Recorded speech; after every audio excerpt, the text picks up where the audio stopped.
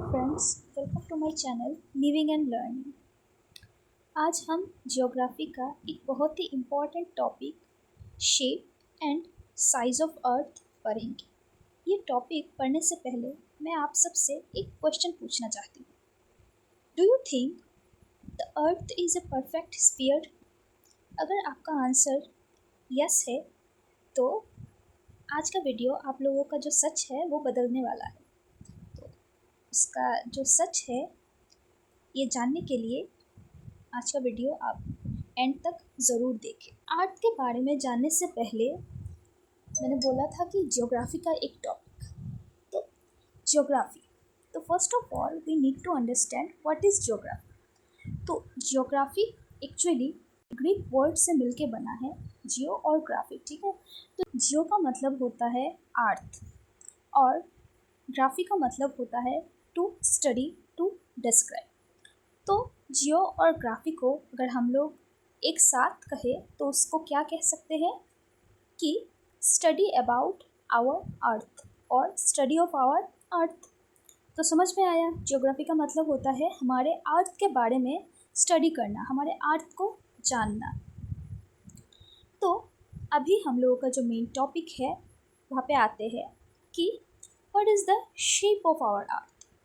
हमारा जो अर्थ का शेप है वो परफेक्टली राउंड नहीं है, ठीक है।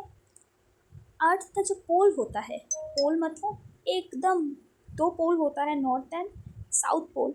एकदम ऊपर का जो हिस्सा होता है अर्थ का और एकदम नीचे का हिस्सा जो होता है, एकदम ऊपर का पॉइंट और नीचे का पॉइंट दो जो होता है, उस दो पॉइंट्स को बोलते हैं पोल्स। तो पोल्स में अर्थ का जो शेप है वो थोड़ा फ्लैट है। और इक्वेटर मतलब सबसे जो बीच वाला हिस्सा होता है ना अर्थ का, उसको बोलते हैं, मतलब बीच में अगर हम लोग कट करें पूरा बीच में, तो एक लाइन अगर खींच दे अर्थ के पूरा बीच में, तो उस लाइन को कहेंगे इक्वेटर। इक्वेटर हमारे अर्थ को दो इक्वल हाफ में डिवाइड करता है। तो इक्वेटर के जो पास का एरिया होता है वो थोड़ा बड़ा होता है, मतलब फूला हुआ होता है। तो इसी यूनिक शेप के वजह से अर्थ को जियोइड शेप का नाम दिया गया है। जियोइड या ऑब्लेट स्फेरियड भी कहते हैं, ठीक है। तो यहाँ पे पिक्चर में भी दिखाया गया है, आप लोग देख सकते हैं। एक पिक्चर मैंने अर्थ का जो इक्वल शेप होता है वो दिखाया है और एक में उसका मतलब अगर हम लोग कट कर दे तो वो अर्थ कैसे दिखेगा उसका शेप दिया गया है। देखना वहाँ पे ऊपर और नीच का जो हिस्सा होता है वो थोड़ा फ्लैट दिखाया गया है और साइड मतलब बीच का जो इक्वेटर के पास वाले एरिया को मतलब थोड़ा फुला हुआ दिखाया गया है। इसी यूनिक शेप को जियोइड शेप कहते हैं, ठीक है। अभी समझ में आ गया। नेक्स्ट, तो क्यों अर्थ का ये शेप है, क्यों वो राउंड नहीं है, वो भी तो एक क्वेश्चन है। Actually this is nothing but due to rotation of the earth in its axis। अभी आया क्वेश्चन एक्सिस। एक्सिस क्या होता है? एक्सिस वो होता है कि जिस रास्ते में, ठीक है, अर्थ आप लोग जानते हैं, आप अर्थ अपने घर में ही चक्कर लगाता रहता है। उस चक्कर लगाने में अर्थ को कितना टाइम लगता है? 24 आवर्स। तो ये जो अर्थ अपने घर में 24 आवर्स का चक्कर लगाता है वो एक फिक्स्ड पाथ में लगाता है। ऐसा नहीं कि कभी मन किया वहाँ पे चले गए, कभी मन किया उस तरफ चले गए, नहीं।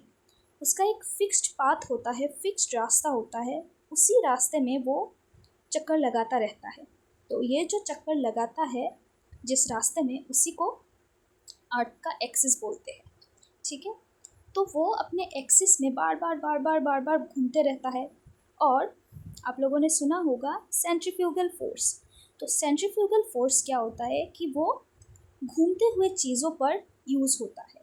तो अर्थ क्योंकि कंटिन्यूअसली घूम रहा है और इस घूमते वो क्या होता है, इक्वेटर के तरफ थोड़ा मतलब फूल जाता है इक्वेटर का साइड, और इसीलिए इक्वेटर वाला एरिया थोड़ा बल्ज हो जाता है। बल्ज यानी थोड़ा फूल जाता है। तो समझ में आया कि इक्वेटर का जो साइड होता है वो फूल जाता है और जो north pole and south pole है वो थोड़ा दब जाता है। तो सेंट्रीफ्यूगल फोर्स जो मैंने पहले आप लोगों को बताया वो किसी घूमते हुए चीज़ को बाहर की तरफ पुश करता है। मैं आपको एक सिंपल एग्जांपल देती हूँ। अगर आप एक वाटर बलून लो और इसको बहुत तेज़ी से घुमाओ तो क्या होगा, आप देखोगे कि उसका जो बीच वाला हिस्सा होगा ना वो बाहर की तरफ थोड़ा फैल जाएगा, ठीक है ना, बाहर की तरफ थोड़ा फैलने लगेगा। तो ऐसा ही होता है हम लोगों के अर्थ के साथ। सेंट्रीफ्यूगल फोर्स के कारण से वो जो स्पीड से घूमता है इक्वेटर में, और इक्वेटर तो बीच वाला हिस्सा है, उसका डिस्टेंस भी थोड़ा ज़्यादा होता है पोल से। इसी कारण से वो स्पीड से घूमते घूमते घूमते घूमते इक्वेटर थोड़ा बल्ज हो जाता है। ठीक है, समझ में आया? सेंट्रीफ्यूगल फोर्स क्या करता है, किसी घूमते हुए चीज़ को बाहर की तरफ धकेलता है, पुश करता है बाहर की तरफ, और इसी कारण से इक्वेटर वाला हिस्सा थोड़ा बल्ज हो जाता है। Now the next topic is about the size of the earth. तो अभी हम लोग अर्थ के साइज़ के बारे में जानेंगे। आपको सिर्फ रेडियस ही एग्ज़ाम पर्सपेक्टिव से याद रखना है, बाकी ये सब इतना इम्पोर्टेंट है नहीं। तो सिर्फ आप रेडियस देख लीजिए। तो देखिए अर्थ का रेडियस क्या है, 6371 किलोमीटर। ठीक है, अभी देखिए क्या क्या इम्पोर्टेंट फैक्ट्स है। Equatorial bulge and flattened poles होता है, क्यों? क्योंकि ये रोटेशन का इम्पैक्ट होता है। अर्थ का जो रोटेशन होता है मैंने आप लोगों को एक्सप्लेन किया, उसके कारण से equatorial bulge and flattened poles होता है। ठीक है, नेक्स्ट अर्थ का क्या शेप होता है, ऑब्लेट, स्फेरियॉइड या जियोइड। ठीक है, थर्ड अर्थ का रेडियस क्या होता है, 6371 किलोमीटर। That's it. इस टॉपिक से आपको इतना कुछ ही याद रखना है और ज़्यादा कुछ याद नहीं रखना। अभी एक क्विक रिवीजन कर लेते हैं कि अर्थ का शेप परफेक्ट स्फीयर है कि नहीं। नहीं है। अर्थ का शेप क्या है, ऑब्लेट, स्फेरियॉइड या जियोइड। ठीक है, और अर्थ कहाँ पे फ्लैटेंड है, कहाँ पे फ्लैट है, पोल्स पे, नॉर्थ एंड साउथ पोल। और कहाँ पे बल्ज है, इक्वेटर पे। अर्थ का जो रेडियस है वो अप्रॉक्सीमेटली क्या है, 6371। अर्थ का रेडियस क्या है, 6371 किलोमीटर। अभी मैंने आप लोगों को कुछ एमसीक्यूज़ दिए हैं, 4 एमसीक्यूज़ है। आप ये चारों सॉल्व करके, इजी है, आप लोग देख लेना। चारों सॉल्व करके कमेंट सेक्शन में कमेंट कीजिएगा, और अगर कुछ भी समझने में प्रॉब्लम हो तो कमेंट करिएगा, I will try to answer. आज के लिए इतना ही, मिलेंगे नए टॉपिक के साथ।